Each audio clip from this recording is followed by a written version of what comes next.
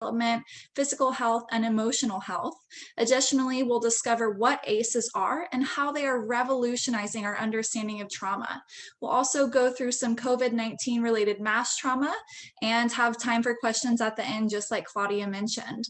With that, I'll go ahead and pass it over to Claudia, and we'll go ahead and get started. Wonderful. Thank you so much, Erin and Eric and Carl and everybody else that's on here from NAMI of Greater Orlando. Thank you so much for inviting me. And you know, I never say no to presenting and advocating for mental health. That is my passion. And that's why I'm a part of NAMI. So thank you again.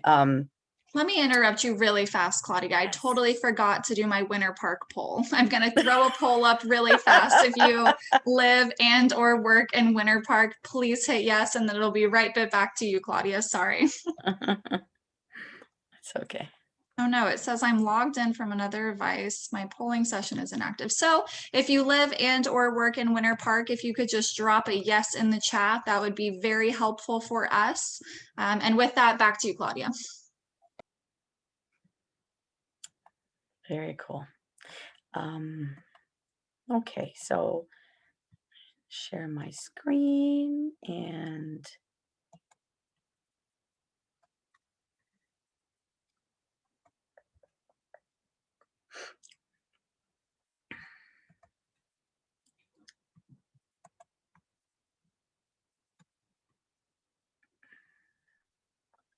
sorry about that. I'm trying to find where I can start the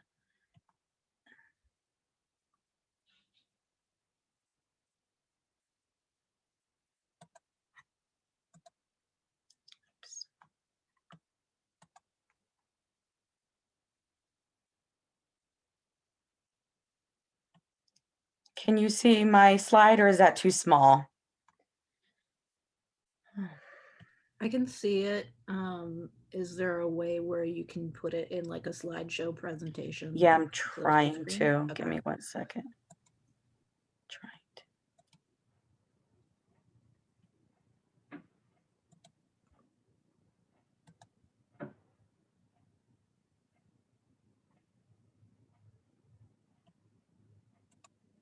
Ah, the joys of the virtual world. Give me 1 second, please.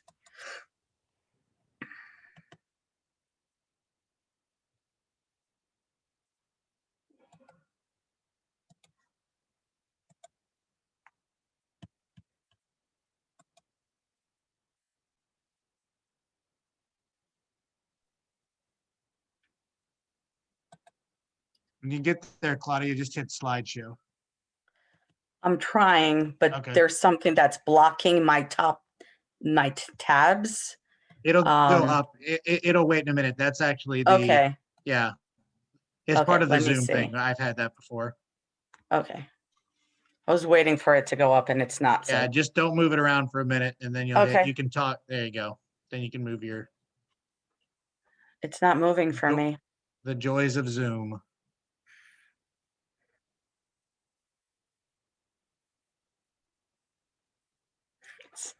It's not moving. Can you grab it and pull the window down and then you can get to it?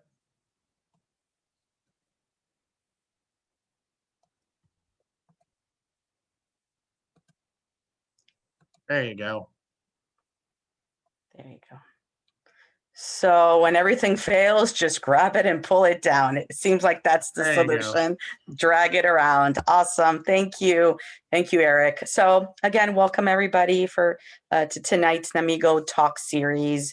As Erin mentioned, the topic for today is trauma-informed care. My name is Claudia Swanger. I am a licensed mental health counselor.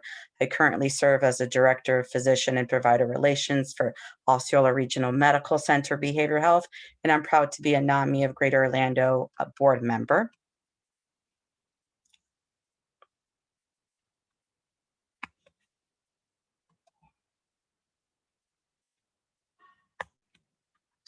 So that's me, and just a little bit of my background that Erin went over earlier. So for those who don't know, CBT is is cognitive behavioral therapy, and TFCBT is trauma-focused cognitive behavioral therapy. This modality is for children. So I am trained in those two modalities when it comes to therapy and trauma. So just something else I wanted to mention, the focus for tonight is trauma. And I will be sharing the video of somebody who talks about their experience with trauma. It may be a little graphic. So if you feel that this is causing a trigger, if you feel uneasy, listen to your body. And if you need to log off, please feel free.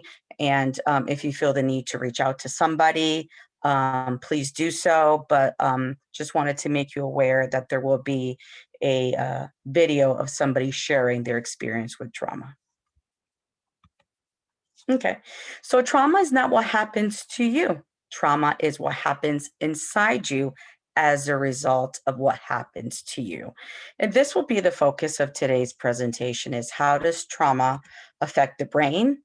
What is trauma? How it affects brain development, physical and mental health.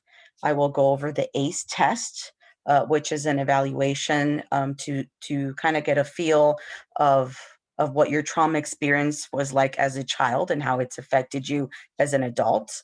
We'll talk about why it's so important. And I'm also going to talk about what trauma-informed care is. Throughout this presentation, we will be doing some breakout sessions. We can still do that, right, Erin? I know I see 17 people on here, but maybe just a small or 2 groups or maybe even 3 groups. So what we'll do is I'll be sharing some videos, and then you'll go out to your breakout sessions, and there'll be some questions to go over and just some things to discuss in a group regarding the videos. Okay, so let's start from the beginning, the main focus. What is trauma? So trauma occurs when a person experiences a serious injury, threat or death, or a violation of a personal integrity, or witnesses a serious injury, threat of death, or actual death. So trauma can be experienced firsthand or secondhand. So firsthand is when you witness it, when you experience it, versus secondhand is when you hear somebody who witnessed it. Okay. And then this trauma causes extreme stress to the point that it overwhelms a person's ability to cope. So I think all of us in some shape or form has experienced trauma in our lives, but the focus is how has this affected your everyday life and your ability to cope with life. So again, we experience trauma differently. 2 people can witness the same event, but they experience different feelings and emotions. So bottom line is, if a person feels traumatized by an event or experience, then that event was traumatic. So again, somebody may experience the same incident, but maybe it caused more trauma in one person than the other. So just keep that in mind, that it's all based on how you experience it. Here are some examples of traumatic experiences: war and other forms of violence, childhood abuse or neglect, physical, emotional, and sexual abuse, accidents or natural disasters, witnessing violence, cultural, intergenerational, and historic trauma. We can include slavery in that category. Medical interventions, and I've had COVID because that is something that is something that's affecting all of us. As Erin mentioned, there is a collective trauma going on right now with that. So definitely something to consider. Sudden or violent death of a loved one, or school shootings. Those are new categories, unfortunately, due to the current times. School shootings is definitely something that our children are having to experience. And not only that, but the re-experiencing, especially when it comes to the drills in the school. This is traumatic as well. So these are some examples of what are some traumatic experiences. So I know this is a little blurry. I apologize for that. So how does the body and the brain react to trauma? So I'm sure some of you have heard the flight, fight, or freeze, but there's also fright, flag, and faint. So what is freeze? Freeze is when the brain measures the extent of the threat, senses heighten in order to expand awareness. Okay, so it's that initial reaction. And then it can either be flight, which is when the muscles tense in preparation to flee if necessary. Some react that way. Or fight. The heart rate and respiratory function speed up, preparing the body to confront the danger. Or fright. Fear takes over in response to a sense of helplessness, reducing the ability to think clearly. Flag, it's the body system begin to shut down, resulting in numbness and emotions. And then the extreme case is faint, which is the body response to trauma by fainting. So remember, it's not just fight, flight, or freeze, but now we have fright, flag, and faint as well. And again, everybody reacts to trauma differently. Okay, so trauma is an interesting thing. As I mentioned before, we've all experienced trauma in our life in some shape or form. Maybe not as big as others, but it is. We have experienced something in our life that has caused some type of stress, some type of distress. Okay, so when we think of a traumatic event, we also have to think in mind, what is the person going through during that time? Okay, so it's not just a traumatic event, perhaps this person has experienced previous trauma. Perhaps there's a neurological situation going on right there where the person is forgetful, is confused, has that fogginess. And then we have to keep in mind the support. So does that person have the correct support system to help them cope with the traumatic event? What kind of genetics does that person have? And we'll talk about the A's, because that is all related to traumatic experiences as a child. But then we have other life stressors, financial, relationship issues, and then we add, and I apologize for it being cut off, but existing mental health conditions. So it's not only the traumatic event that we have to keep in mind, but also everything else that the person is currently experiencing in their life. Okay, so I want to share our first video. And again, after this, we're going to do a little breakout session. I do have some questions for you to review. So for those of you who don't know, R.A. Dickey is a baseball player who became famous with his knuckle throw, I think it's called. But this is his story of how he experienced knuckleball. There you go. Thank you. Knuckleball. Thank you. So this is a story of how he experienced trauma. Aaron?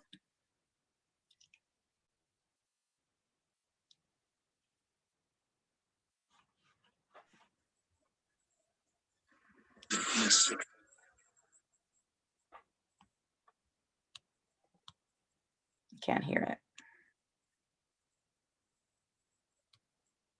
We heard it right when you pressed play and then it stopped. Let me go through some settings. There we go. This should work. Throws pitches that float and flutter, dart and dip. When his knuckler's working, it's dancing for Dickey today. It's nearly unhittable. When it's not, it gets crushed.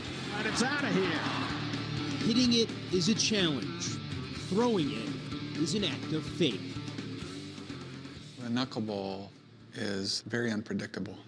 Although the movement is chaotic and severe, if you throw it right, it's a beautiful thing.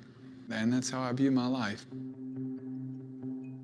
For Dickey, at 37, life has been chaotic and severe.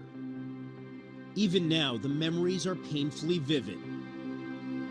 For decades, the darkness that consumed him could not be lifted.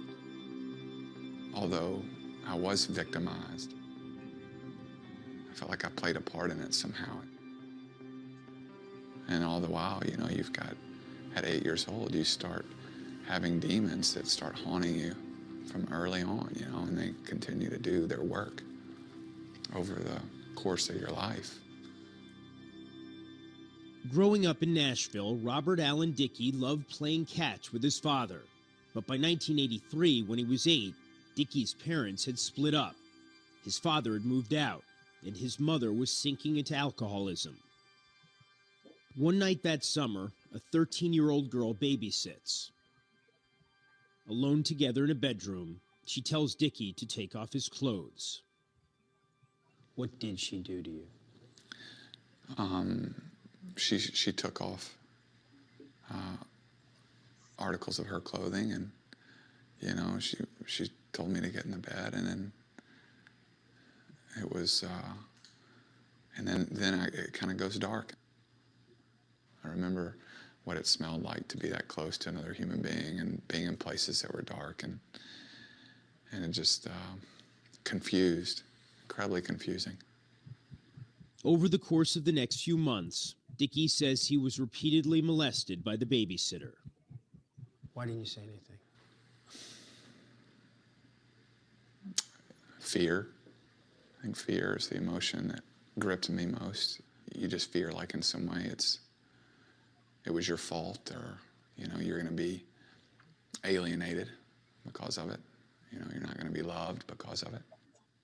I felt like less of a human being is what it comes down to. I felt like less of a human. And that's hard to feel like that. When you're 8 years old? Yeah, 8. Yeah.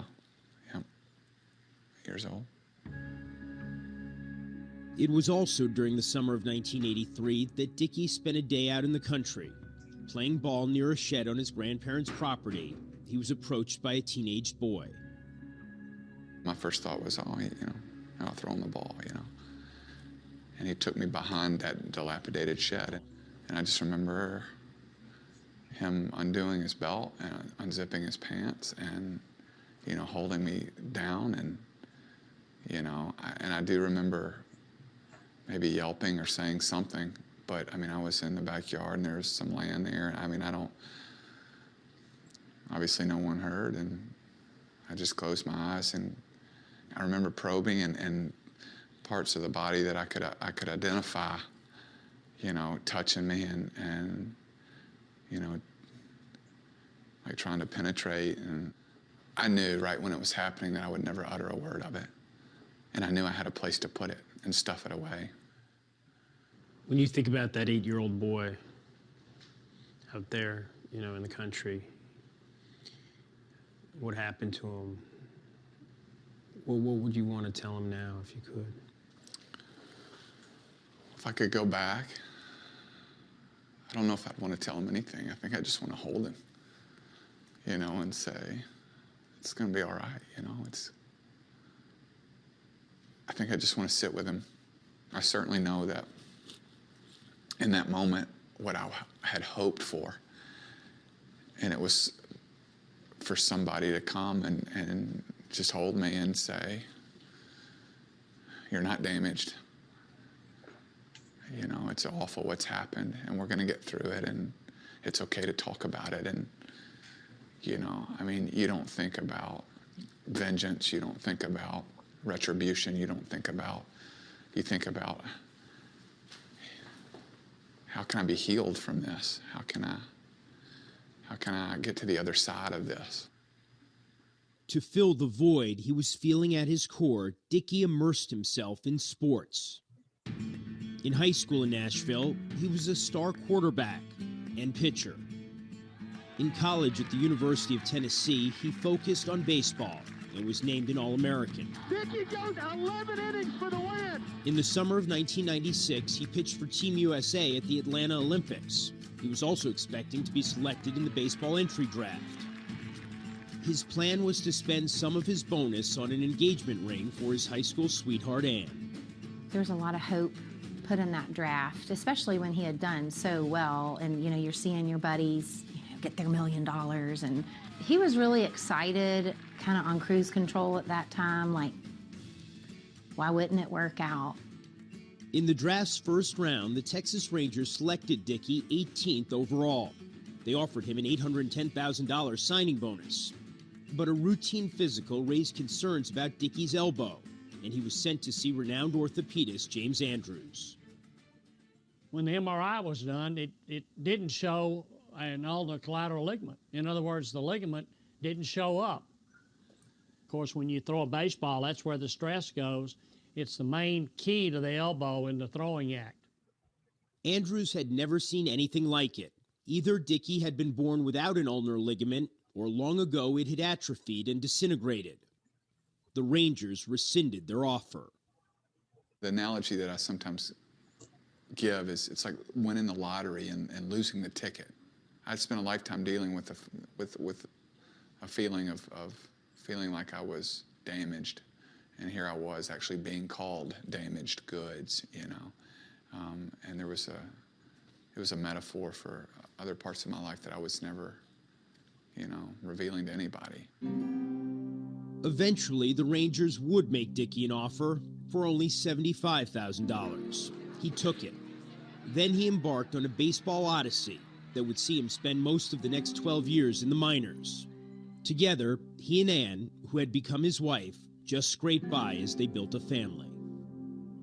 There definitely is a pattern throughout his career of, oh, it looks good, oh, crash, oh, it looks good, oh, disappointment. By 2005, when he was 30, Dickie had lost so much of the velocity on his fastball that his future as a pitcher, it seemed, was all in the past. His only hope was a pitch that he threw only occasionally, a pitch the Rangers called the Thing.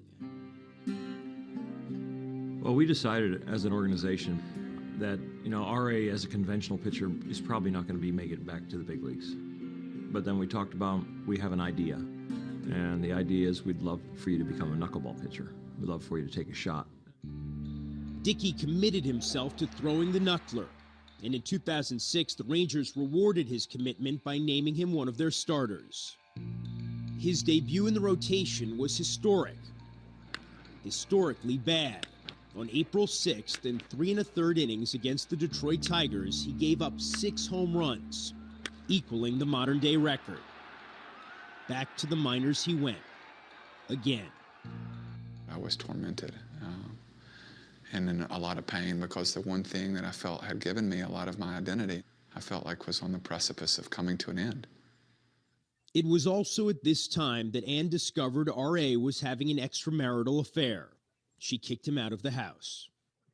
I found out that he wasn't this man that I had put all this trust and hope in, and everything that I thought was a certain way got ripped out from under my feet, you know, quickly. Hadn't shared it, you know, about the abuse with anybody, and so I was in a real place where I didn't feel like there was much to look forward to. You know, I hated the broken human being I'd become. I hated the fact that I felt like I would put a certain face on in one place, but I was really somebody completely different. Now, having reached his lowest point, Dickie decided to start seeing a psychotherapist. Soon, Ann took him back. Then, on a road trip to Omaha in June 2007, he decided the time was right to follow through on an idea he'd been drawn to for years. He would attempt to swim across the Missouri River. I was unhealthily looking for some validity and some way to feel like I was worth something. The current was so strong it forced Dickie to turn around midstream. It took all his strength to avoid drowning. I remember getting out and really wanting to embrace the mentality of how could I live in the moment well, whether it was on the baseball field, as a husband, as a father, as a human being, as a friend. Reborn in the river, a few months later, Dickie finally felt secure enough to reveal to his therapist the secret he'd kept for 24 years. There was a lot of tears that day. There was a lot of grief, a lot of anger. You know, he was angry with himself. He was angry with his God. He was angry, you know, with his parents. He was angry with the abusers. There's a lot of anger in him. I'd been hiding the truth for so long and been dishonest about a lot of things. And so if I was going to live differently, then I needed to tell the truth. And there was just something more childlike, more playful, more naive and genuine and sincere about him after that day. When I started to risk talking about this stuff in my past, it freed me up to take risks as a professional. From 2007 through 2009, Dickey continued to develop his knuckleball, learning to trust it and throw it for strikes. At an age when most major leaguers are winding down their careers, Dickey was still growing. I would be myself with it. I would throw it harder. I would change speeds with it. And knowing that I had something to offer, the pitch, and had my own personality with the pitch, things started to turn the corner. The breakthrough came in 2010 when he joined the New York Mets. Struck him out. In his first season in New York, he was one of the most effective starting pitchers in the National League. He won 11 games with a 2.84 ERA. At 35, R.A. Dickey had arrived. R.A. Dickey has thrown a complete game, one-hit shutout. Over the last 2 full seasons, Dickey was 11th in the majors in ERA. He signed a 2-year contract worth $7.8 million. This offseason, he continued his journey of healing. First by climbing Mount Kilimanjaro to raise funds to combat child sex trafficking. Then by publishing his brutally honest memoir, Wherever I Wind Up. Being sexually abused does not define who I am. And for a long time, it did, you know, and now it doesn't. Throw me your knuckleball. Nice. For Dickey, at 37, a father of 4, life seems in some ways just to be beginning. Thanks to the knuckler, which puts almost no strain on a pitcher's arm, his major league career might be just beginning too. How does the pitch that you are mastering reflect the life that you're leading? It's been a journey that's been up and down and sideways, but at the end of the day, I really have the hope that it's going to end up in the right place, like a well-thrown knuckleball.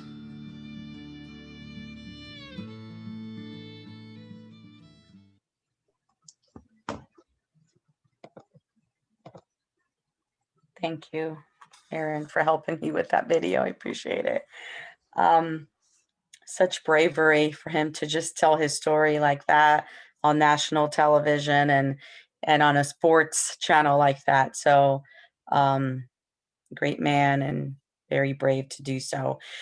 So right now we're going to start our breakout, going to our breakout rooms, but I wanted to share the questions that you will be going over.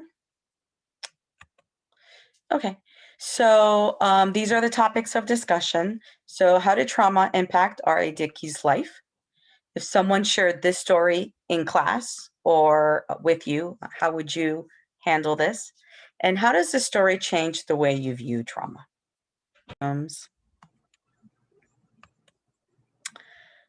Okay.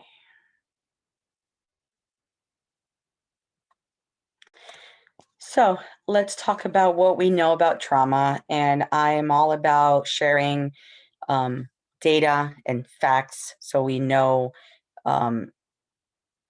just specifically just more information. So trauma is common, as we talked about. Everybody has experienced some type of traumatic event in their life. Between 55 and 90% of us has experienced at least one traumatic event, on average, nearly 5 traumatic events. And the example of R.A. Dickey, he was already experiencing the divorce of his parents. So that itself is a traumatic event. So that's just an example. Impact of trauma is very broad, and it touches many of our life areas: medical, mental, family, work, etc. It is deep and life shaping. You know, we heard the words from R.A. Dickey, how it shaped him, how it changed the way he viewed himself, how he viewed his family, his relationships. So it does become life altering, okay? Especially when there's physical, sexual, or emotional violence. What do we know about childhood trauma? Unfortunately, it is more common than we think. And this is just some data regarding children and trauma. So I believe it's 1 in 5 boys will experience some type of sexual trauma in their life. No, yes, 1 in 5, no, 1 in 5 girls. And then it's 1 in 6 boys will experience some type of sexual trauma in their life. Here's more statistics. Again, I'm all about sharing data and numbers. For me, it helps me just truly understand why this is such an important topic and why we need to talk about it and why this is such a big part of our mental wellness.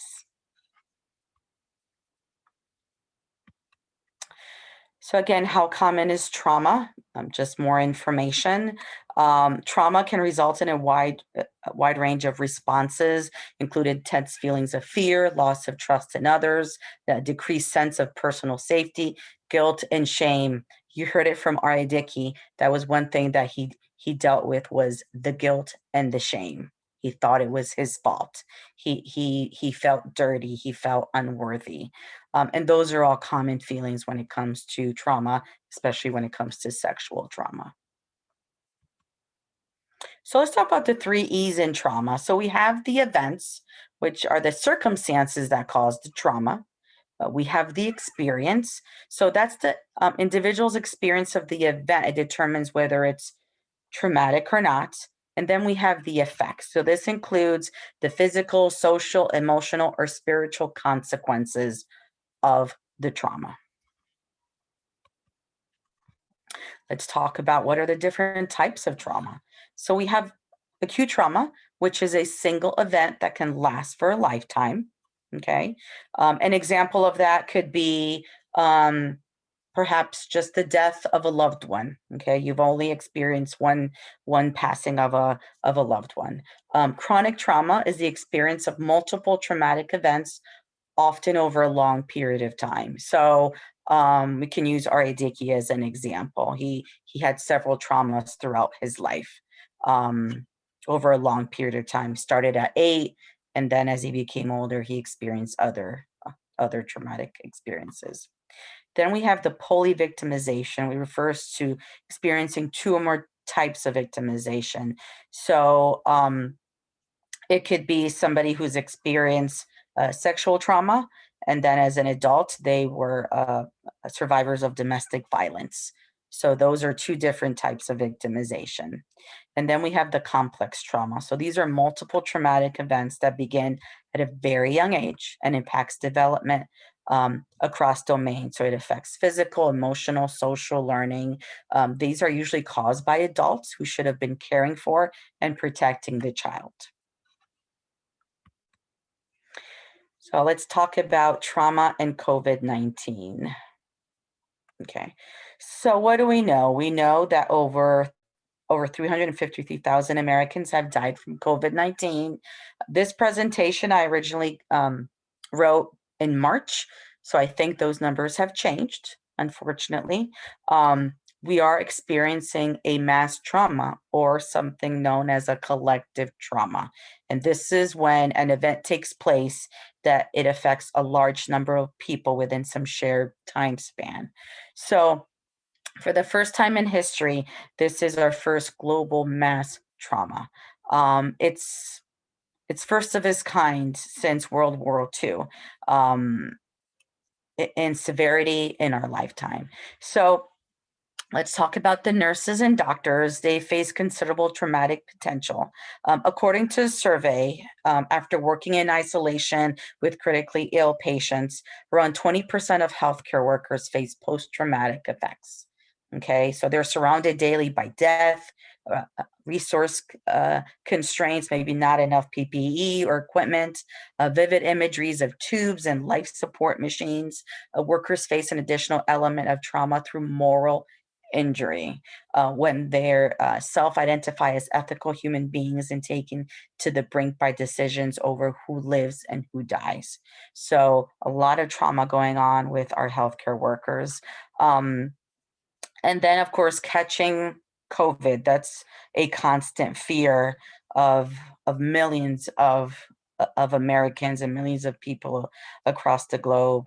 So that itself is that constant fear. And of course, being unable to breathe can be traumatizing as well. Because COVID, there is a relation there with breathing and lack of oxygen. So that is also a traumatic event.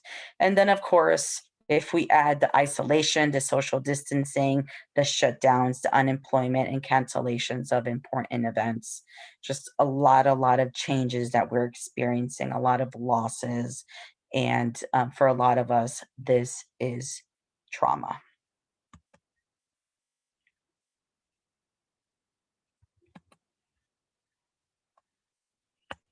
There we go. So let's talk about what are some long-term impacts of trauma. So of course, it affects wellness, health, and even our ability to live and care for ourselves. There is a correlation in learning disabilities, greater levels of under or unemployment and homelessness, higher rates of being in or perpetrating abusive relationships. Because if you're a child that lived in a household where your parents were abusive to each other and to you, that's all you know. That was home to you. That was life to you. So that's what you seek. Higher rates of incarceration, of course, higher levels of substance abuse, mental health diagnosis and treatment, suicide attempts, and being victims of perpetrator of homicide, higher levels of failed relationships, unfortunately. And then, of course, this is all related to health and well-being. So greater utilization of all healthcare and welfare services. So let's talk about the ACE, like I mentioned earlier in our objectives. So ACE was created by Kaiser Permanente. It was a study that included 17,000 members. It started in 1995, 1997, where it looked at childhood trauma and health outcomes. So they said that there had to be a relation with how we lived our childhood and our physical health, our mental health, and just the way that we grow up to be as adults.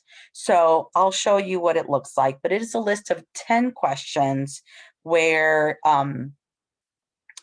the person filling it out focuses on prior to their 18th birthday.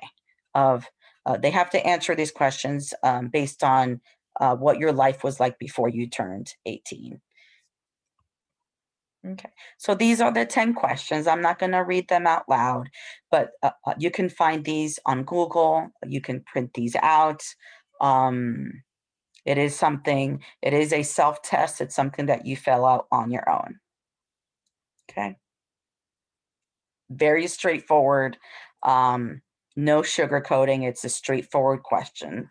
Yes or no answer. Okay, so why were these outcomes so important? So again, childhood trauma was very common, even in employed white middle class, college educated people with great health insurance. These are some things that they've learned from this study. There is a direct link between childhood trauma and adult onset of chronic disease, as well as depression, suicide, violence, and a victim of violence. More types of trauma increase the risk of health, social, and emotional problems. And people usually experience more than one type of trauma. Rarely is it only sex abuse or verbal abuse. Okay, so we're gonna view another video right now that talks about the effect of trauma and the brain. Very, very interesting. And then after this, we're going to do another breakout session, which we're going to talk about your thoughts on the ACE studies, discuss how and why you think it is an important tool in treating trauma. And in the video, they talk about the ACE pyramid and life pyramid themselves as well. Take it away, Aaron.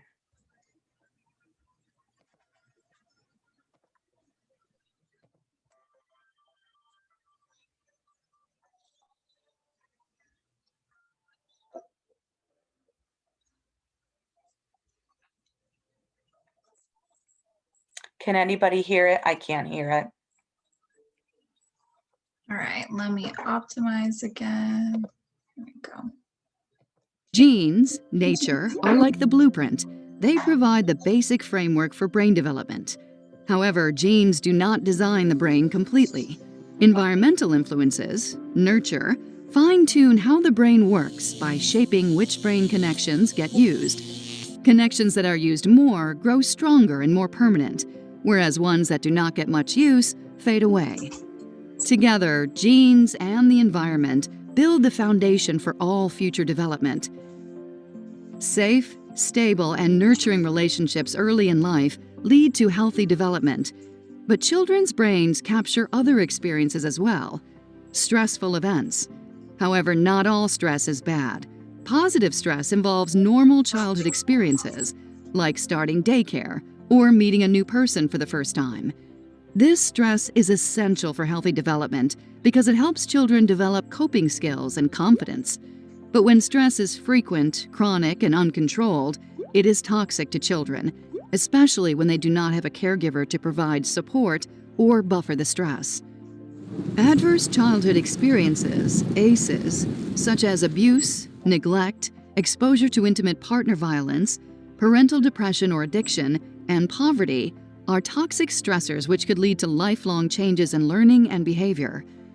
ACEs early in development can impact social, emotional, and cognitive functioning, increased risk-taking behavior such as drinking and substance use, and increased risk of disease, disability, and social problems later in life. The question is, how do adverse childhood experiences impact a lifelong development? One of the most important systems in our body is our stress system. It's activated when we experience stress. We become alert, our heart rate increases, and so do our stress hormone levels, cortisol and adrenaline. Our body is ready to react, what is known as fight or flight. A short period of time after the stress is over, or if a child receives support from a caregiver, the stress response turns off and the body returns to a normal state. Adverse childhood experiences create stress responses that stay active, and without the support of a caregiver, the system has difficulty shutting off completely. This constant and prolonged activation can affect immune system functioning and increase the chances of sickness, infection, and disease. Prolonged activation of stress hormones is also toxic to the brain. Certain areas of the brain are more vulnerable to toxic stress, including the executive center or the brain's control center, an area important for solving complex problems, attention, reasoning, impulsivity, inhibition, and learning.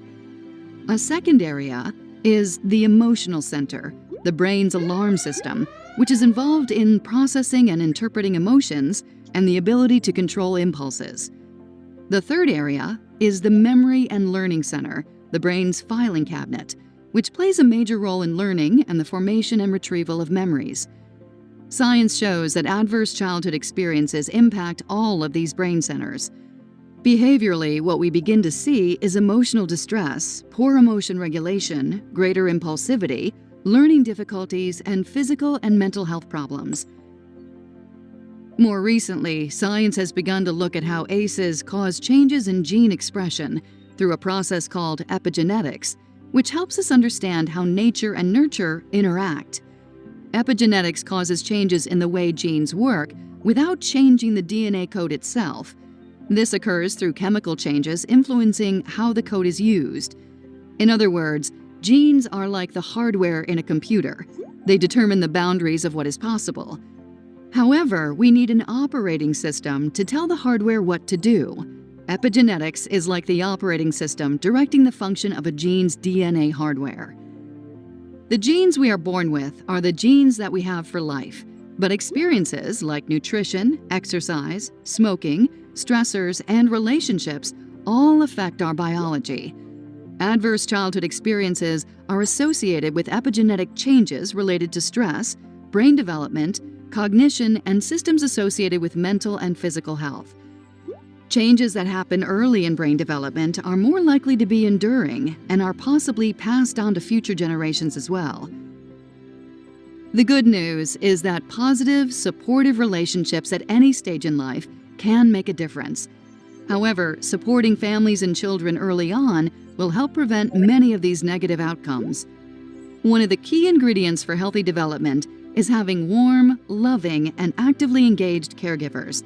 This involves promoting serve and return interactions, where caregivers actively and warmly engage with the child, making eye contact, responding to sounds, words, gestures, emotional needs, and sharing experiences like reading and play. Providing programs that support caregivers to strengthen these abilities are the blocks that build healthy foundations for life.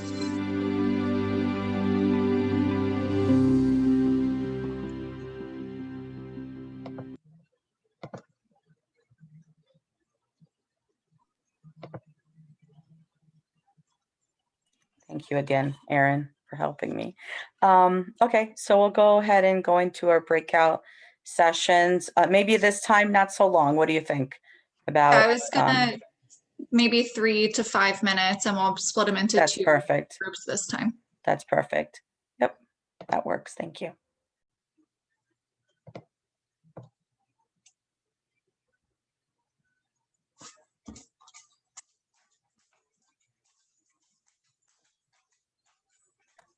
Welcome back.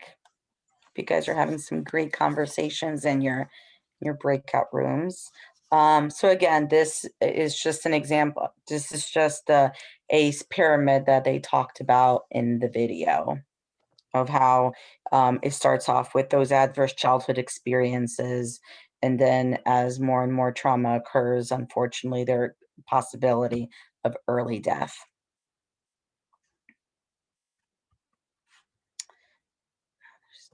Something here. Okay, so how does trauma negatively impact health? So of course we have those adverse childhood experiences. So those are the traumatic experience that a child goes through, either sexual, physical, verbal abuse. It could be just neglectful parents. It could be parents divorced, or just something that caused some type of trauma in the child's life. And then there's an increase in negative coping behaviors as attempt to self-medicate, unfortunately, due to that lack of support. And then we see the disrupted neurodevelopment leading to physical deregulation. And then ultimately it's the negative health outcomes. So one thing that I've been asked a lot is, why is it that for some people that experience trauma at such a young age, they come across as people that haven't really matured, very childlike behaviors, very just a lot of immaturity. And this is just another example of how trauma impacts the brain, because that person, it's like they stay at that age of when they experienced the trauma because they don't develop like other people would develop at a certain age. So just keep that in mind, okay? Okay, so let's talk about this ACE score and why is it so important regarding your health. So a person with an ACE score of 7 with no evidence of risk-taking behaviors has 30 to 70% increased risk of developing ischemic heart disease as an adult. A person with an ACE score of 4 or more is 2 to 4 times more likely to develop anger problems or depression than someone with a lower score, and then 2 to 4 times more likely to develop hypertension and diabetes. And then as the number of ACE experiences increased, so did the chances of the individual experiencing cancer, chronic lung disease, skeletal fractures, and liver disease. So experiencing trauma causes a lot of neurochemical changes in the brain. There's changes, the part of the brain that controls a reaction to stress and regulates many body processes, including the immune system. Okay. So there is another video regarding memories and trauma. I'm not sure if we have time, Erin. Do we have some time? This is a short video as well. Let's keep moving just for the sake of time, and Okay, we'll try to get sure. to questions by about 7:55. Absolutely. So let's talk about what is trauma-informed care. So trauma-informed care means a program organization that is trauma-informed. What it means is that it realizes, it's the widespread impact of trauma and understands the potential paths for recovery. Okay. It recognizes the signs and symptoms of trauma in clients, families, staff, and others involved in the system. It responds, so it has trauma. So it incorporates and it acknowledges trauma into policies, procedures, and practices, and it seeks to actively resist the re-traumatization. So trauma-informed care is when they include a person's trauma experience in their treatment or in their environment. So it's not so much their current behaviors or their current situation, but also those traumatic experiences. Okay. So SAMHSA, it encourages trauma-informed care, and it talks about how this is a huge tool to strengthen families and to encourage positive ethnic identity as well. So again, what else does trauma-informed care do? It overcomes stigma, because now there's a better understanding of why this person behaves this way, or how their feelings and emotions are related to their trauma. It reduces barriers as well, just like we talked about earlier with the R.A. Dickey story. Him telling this story, him sharing his experience, perhaps open the door for more men or other athletes to connect with him and to understand the importance of seeking help and just telling their story to free themselves. And then, of course, it addresses social adversities. Okay, so in trauma-informed care, it's important to involve children, older youth, families, communities, and their advocates in the big and small decisions about their lives. Okay, I had heard that there is this discussion on how it's important to include the ACE studies in the pediatrician's office or even in the schools. And I know that there's a lot of school systems that do. But how different would a child's life be if, instead of a child that gets in trouble, that gets suspended, helping him perhaps with the ACE studies, helping him kind of identify those challenges, those barriers in his life, and how to help him from there. So perhaps it is symptoms of ADHD, but it could also be symptoms of neglect, of an abusive household. So it's not just the ADHD behaviors, it's also that trauma that they're experiencing. So instead of asking somebody, what is wrong with you, is asking, what happened to you? That is what trauma-informed care is. So again, these are the 4 R's of trauma-informed care, very important. What matters in life is not what happens to you, but what you remember and how you remember it. Something else I wanted to mention is, yes, there is the ACE studies that focuses on the traumatic experience of somebody's life, but there's also something called the resiliency questionnaire, because some of us have experienced traumatic events in our life, but we've had those people in our life. We had that support system that made us more resilient. So I encourage you to look into this questionnaire as well, to help you have a better understanding of how you overcame those negative experiences in your life. And these are 14 questions. Okay. This is my contact information. Please feel free to reach out to me if you have any more questions or any concerns about just trauma or just anything that I can help you with. Please reach out. I'd be glad to help. And these are the resources that I used for the presentation. And now is the time for any questions, and I apologize if I was rushed at the end. I think it was great, Claudia. And I also went ahead and put in